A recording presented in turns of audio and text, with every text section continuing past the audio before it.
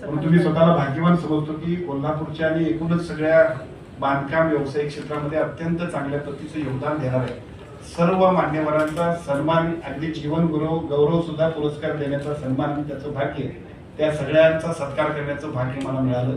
मी बापू तुमचं आणि builders association of इंडियाच्या कोल्हापूर सर्कलचे मी मनापासून आभार व्यक्त करतो।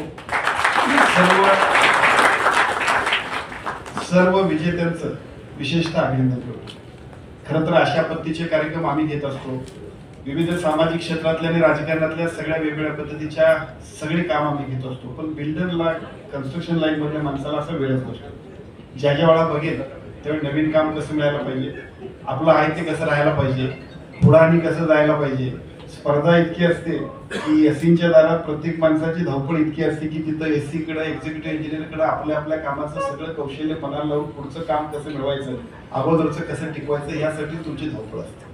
पण त्या धावपळीतून सुद्धा अशा पद्धतीचे कार्यक्रम करणाऱ्या सगळ्या यंत्रणेचे मी मनापासून आभार एवढ्यासाठी व्यक्त करतो, याची गरज आहे। या सगळ्या गोष्टी आपल्या सगळ्यांच्यासाठी अत्यंत आवश्यक आहेत, खूप गरजेच्या आहेत आणि भविष्य काळामध्ये अजून चांगल्या पद्धतीने काम करणाऱ्या प्रत्येक माणसाला प्रेरणा देणार आहेत।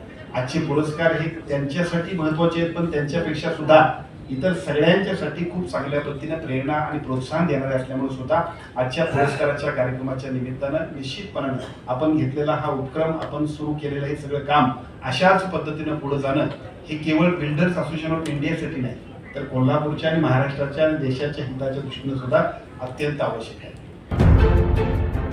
आपण पाहत आहात मावळा न्यूज 24, सर्वसामान्यांचा बुलंद आवाज।